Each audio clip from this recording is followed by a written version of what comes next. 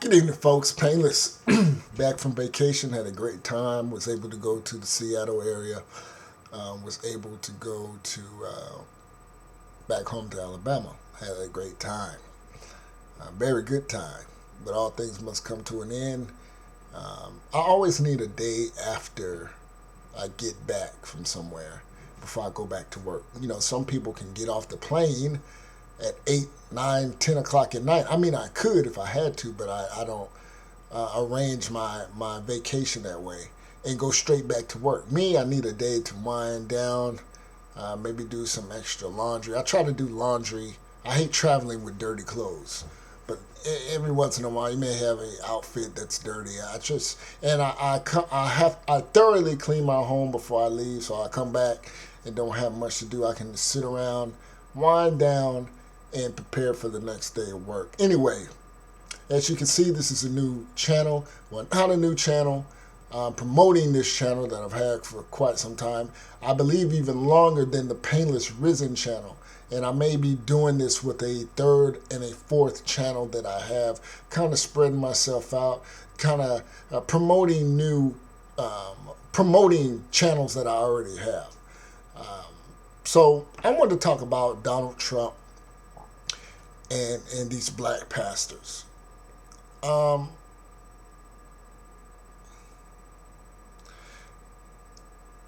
Black voters, to me, black leadership, and I've talked about black folks are the only ones pretty much that look for someone to guide them through, or as a beacon of hope and light and change, to get some of the things that other people just do naturally, it seems. Always looking for leaders instead of doing for self, instead of being an independent thinker. All right.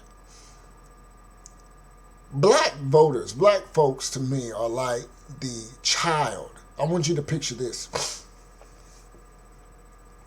It's just like when you go ask your dad to do something. Can you do something? Can you go to here? Can you go there? And he doesn't give you the answer you like or says no. Then you run to your mama. And she says no. And then you run somewhere else. You're constantly trying to find someone who's going to give in to what you want, who's going to pay your attention, who's going to give you that correct answer, that answer that you're looking for. And that's how I equate black voters.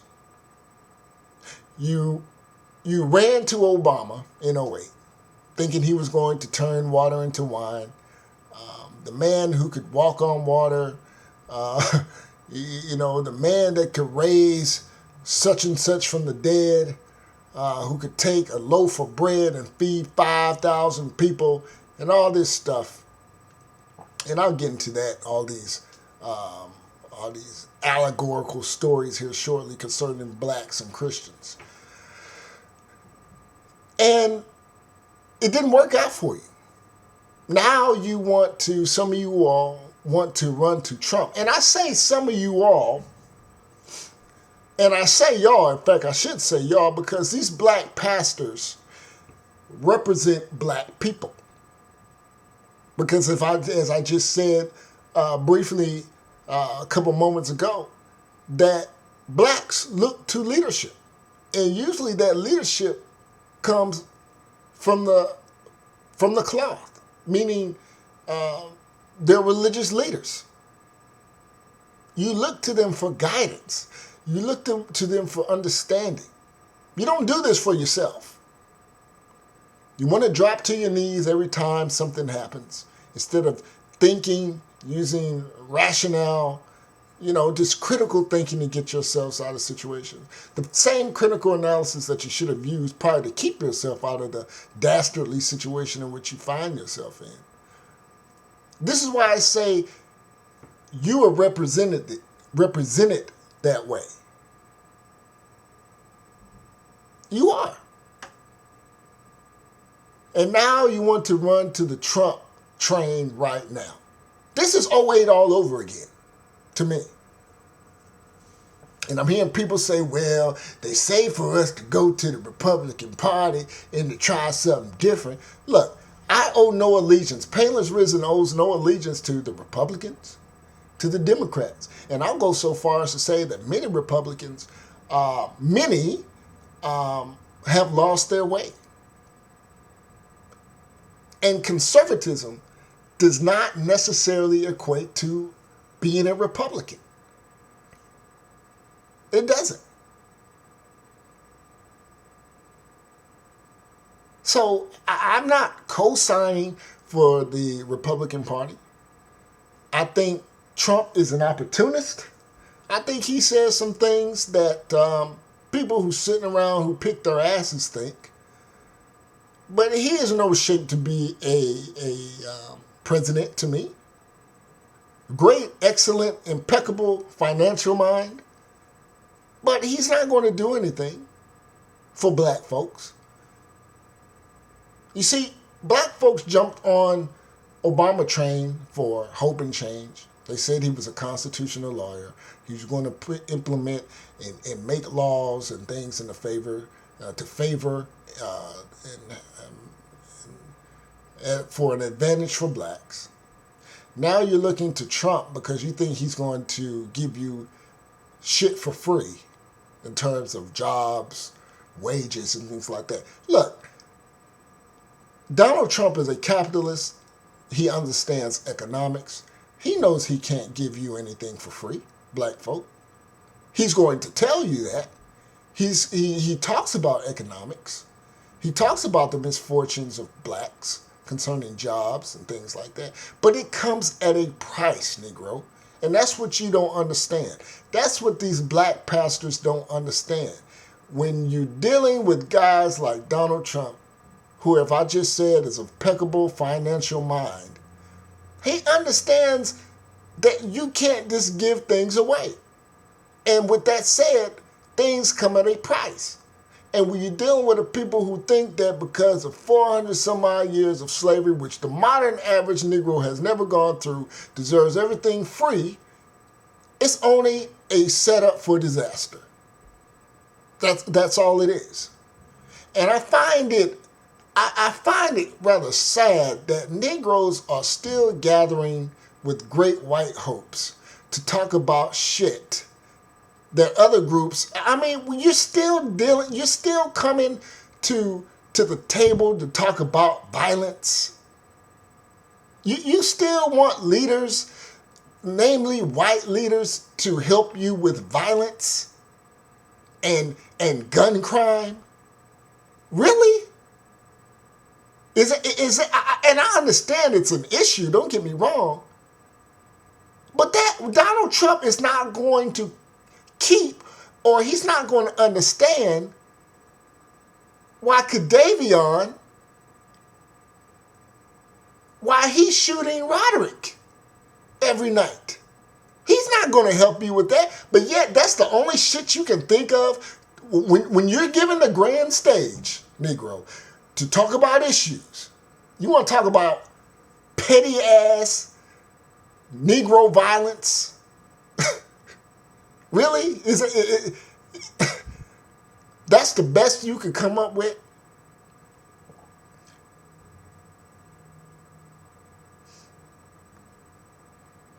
You want to talk about jobs? When you look at most Negroes today, not all, most Negroes today cannot even put together proper sentence structure. Negroes who don't have the skills and aptitude for jobs.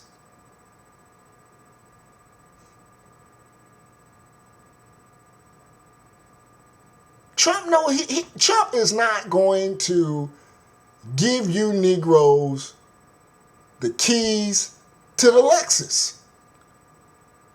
He may let you drive that Chrysler.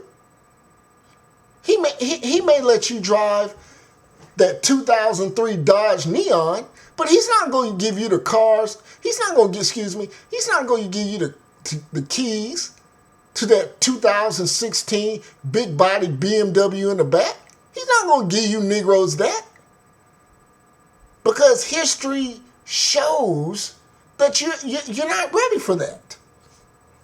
So he'll pull you in and listen to your little gripes about violence, and while you black pastors, while you black men and women, black folks, can't seem to address that, yet you need him who thinks you're going to address it.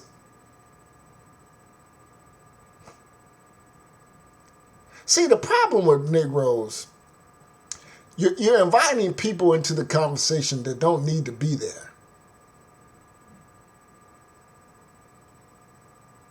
Donald Trump is not going to do anything for you, just as Barry hasn't done anything for you either. This is all smoke and mirrors. And it was sad to see that black pastor standing next to Donald Trump after they had concluded their meeting or whatever. The way he was looking, he looked like a slave that just had gotten caught. Head down. Oh yeah, we trusted Trump. It was a marvelous meeting, man, great meeting. I mean, I couldn't believe it. I loves me Trump. I die for Trump. I mean, this type of step and fetch him mentality amongst black pastors. And you know, I don't do church. And that gets under a lot of conservatives or Republicans, people that I associate with. That's where the buck stops for me. Because many people in the world know, especially in America, they know that they could butter up Negroes under the guise of Jesus. Nobody could do me like Jesus. They know they can do that. That's why the first line of defense to get Negroes to do anything is to go to the black pastor. Margaret Sanger knew this. Bill Clinton knows this. Hillary Clinton knows this. And obviously, Donald Trump knows this too. They act as conduits to facilitate their bullshit ploys on black people. And they're still doing it. And like I said, you can't get painless with no Jesus. Because I'm a realist. You can't get me with any hocus pocus, afterlife, magic tree, you're sitting bullshit. I don't subscribe to that. That, miss me with that. You are talking to a wall when you're going to try to present something and biblicize it. I don't want to hear that shit. It's the same ploy. Old hook, line, and sinker for you Negroes. They come down to the church, hold hands with your ass, eat some collard greens, cornbread, some rutabaga, and sing "We Shall Overcome," sing your little Negro hymns, serenade you, say how much you're going to create jobs and control guns, even though guns with heavy, strict gun laws are the most violent. And they do all this, rub your head, smile and grin, and then they're off in the wind. They're off in the wind. And then, like the child I described earlier in this video, who's always looking for the answer they want to hear, you Negroes steadily looking for someone else to hear your petty whining bullshit. We need help in our communities. The violence is just so catastrophic. We need help. Stop the violence. We need jobs. More black men need to be in the home. All this bullshit that we've been hearing for the last 35, 40 years. The only people who want to help black folks and who have any interest in helping black folks is black folks. You want to stop the violence? Stop blowing each other's head because a guy actually steps on your new fucking pair of Jordans. It's that simple. Stop arguing over 20 damn dollars.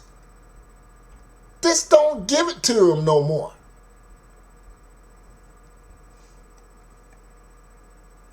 It's becoming nonsense. And I've always supported the Booker T. Washington model concerning jobs opportunities. Trades would never play out. And I've said that W.E.B. Du Bois didn't understand human psychology. He didn't understand that when people get their shit and say, I got mines, they are most likely not going to come back and help each other. So instead of waiting on someone to go get educated and come back and show me what you got, Booker T. Washington said, you know what, we're going to do for ourselves. I'm going to learn how to build. I'm going to learn how to plumbing, electrical, or masonry. Any trades we're building, doing for self, is paramount. But many of you Negroes are still following the W.E.B. Du Bois understanding the talented tenth. Read it. I'm not going to go deep into this. I'm just laying out just somewhat of a summary of what it's about. You don't wait on no man to come back and teach you about shit. You go out and learn it yourself. You don't dispatch a few, because most likely if you send 10 people to go learn about how this is done and that, maybe 2 will return. And that's exactly what happened. And now Negroes today, when you got a little something and you come back and try to teach them, they're so goddamn stiff-necked. If they're not stiff-necked and unteachable, untrainable, they're jealous as hell. So why the hell would I come back to the hood with my new attained skills and teach your ass? And that's why the talented 10th, the W.E.B. Du Bois model of black development, or whatever you want to call it, improvement, fails. It's failing. When you can construct and do for yourself, build your own stuff, which is what black, now this is what you pro-blacks promote and try to get over, you should be doing for yourself. That's why Booker T. Washington's model is the preferred for me. Build your own shit. Fix your own shit. Stop bringing people like Booker T. Washington would be against Donald Trump interfering and thinking he can solve the most basic of problems for black folks. Booker T. Washington would not have Donald Trump at the table. He would come and he would solve his own problems. But you shines are always looking for a great white hope.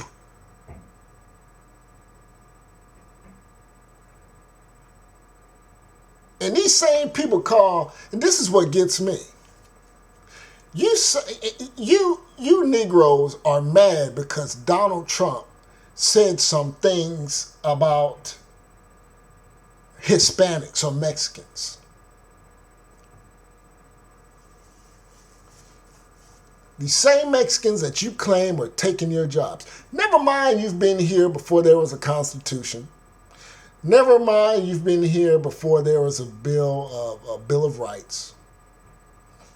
You're worried about Pedro and Gloria taking your fucking jobs, who come here from third world environments. And in many times, advancing past you. You see, you know what I notice a lot? And this may rub some of my Hispanic followers the wrong way. But I can give a shit because I'm not here to... I'm a rogue, if you haven't noticed. I'm a Ronin. I have no leader.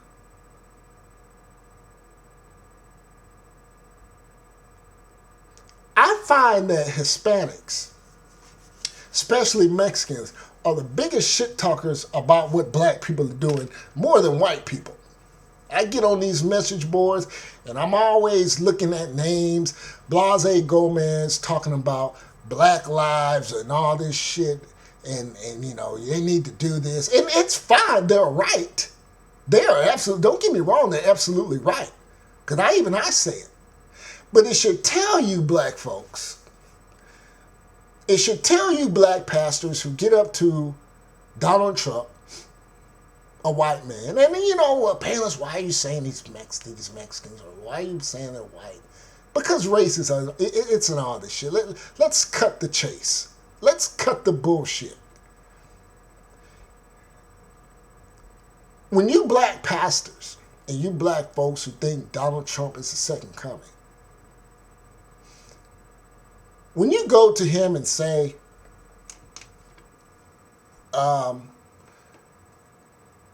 please, Mr. Trump, could you recant some of the things you said about blacks and Mexicans? You say you want to, you know, they should all get out. They're illegals. They come here, they rape the women and men and whatever. They bring nothing to American society. You see, a lot of Hispanics,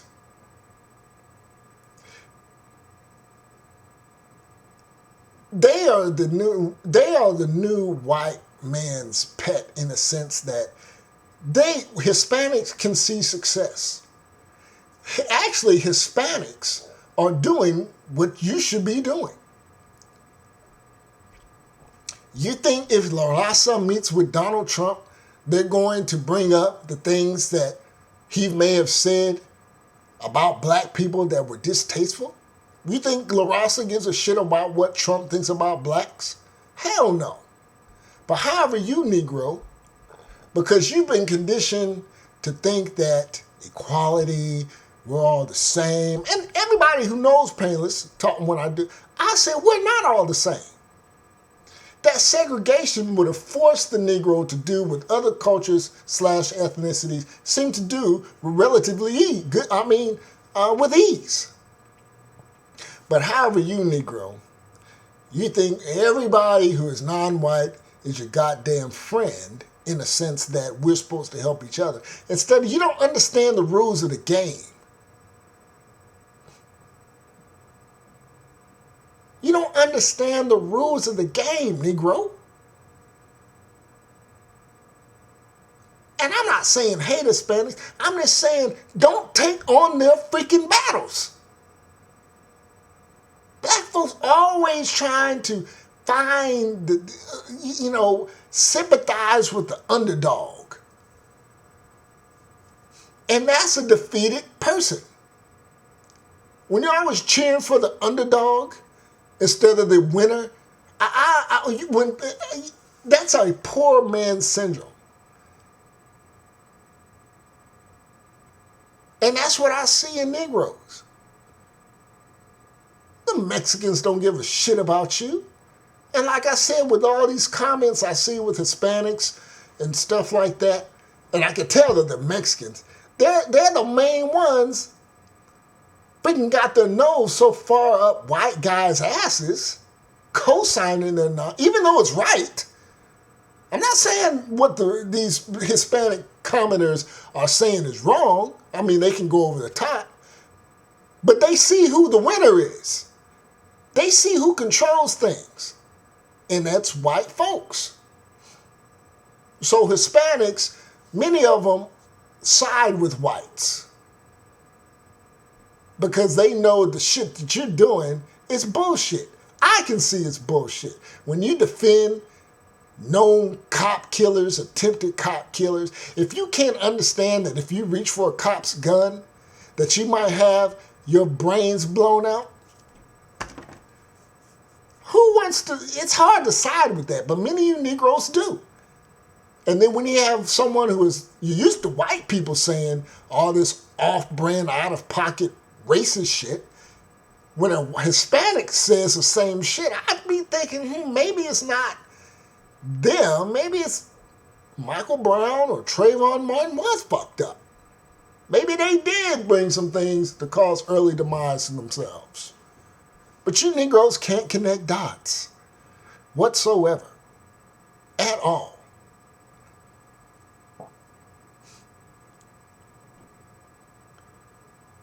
So yeah, a lot of Hispanics are, you know, I don't want to say trying to be white, but they see what's up while you Negroes are in La La Land. And I can't blame the Hispanic because what they say is right about Black Lives Matter. And you Negroes think this because they're not white, that they're automatically on your side. And there's a lot of Hispanics that will step over you Negroes and figuratively speaking, slit your throat to get on the side of the white man or even take the place of the white man. So you keep playing these games of thinking some mystifying white guy who died 2,000 years ago is going to save your black ass and it's going to somehow usher in and automatically give you this and that, or you're looking to some leader who's going to do this while you just sit back and pick your ass, you got another thing coming. But that's the mentality of a lot of you Negroes. You see, Hispanics are coming in here and they don't have that white guilt bullshit that a lot of white liberals have. And they're not going to deal with your whining and bitching. And I can see that all the time when I'm in these forums, Facebook groups, when I'm on Reddit or Reddit, whatever you call those. I'm all over the place discussing, conversing, comparing, you know, and it, YouTube. And there's an overall consensus amongst a lot of Hispanics. So I can give a shit what Donald, I say keep all their illegal asses out. I don't care who you are. If you don't have nothing to contribute to society, stay the fuck out. You should be kept the fuck out. But you Negroes under this, well, Jesus was a refugee too. And he was running to and this is from Al Sharpton. Using that religious bullshit that's going to keep black people down. Unless you Negroes wake up and see the game for what it is. Jesus was a refugee too. We should let him in and be compact. Fuck that shit. You think the Mexican government is going to give your ass special concessions if you go down to Mexico? You think the Mexican government is going to allow you to fly your American flag all over the goddamn place? You think the Mexican government is going to deal with a group of people who want to blame the Mexican police for abuse and all? No, they're going to lock your black asses up. They're going to lock your white asses up. They're going to lock your yellow asses up. And they're going to lock your brown asses up. You go down there with that bullshit. And I talk about immigrants all the time. You sit up here, you come to America, and you want to talk about America and how this and that and how we don't have any culture and how the food here sucks and America is just a big bully. Well, get the fuck out. Go back to your dictator, tyrannical ass. No economy, no jobs, no clean water, no suitable housing as shithole country you came from. It's as simple as that. Or you can come here, shut the fuck up, learn American ways, contribute, and be it's really freaking simple. If you put away your ego and your revisionist liberal ass history, oh, the white man did this to my people, put that shit aside and fucking contribute or stay where the fuck you're at. Immigrants. I'm not anti-immigrant. America was built a lot around the ingenuity, the outside new ways of thinking of immigrants. But all you illegal fuckers, y'all can stay where y'all at. The ones who are no driver's license, who come here with about 80 bazillion DUIs and kill a family who's just come back from the movies on a Friday night, who's just sitting at the stoplight and kills all 5 of them. True story, by the way. You fucks can stay where you're at. I don't give a shit where you're from.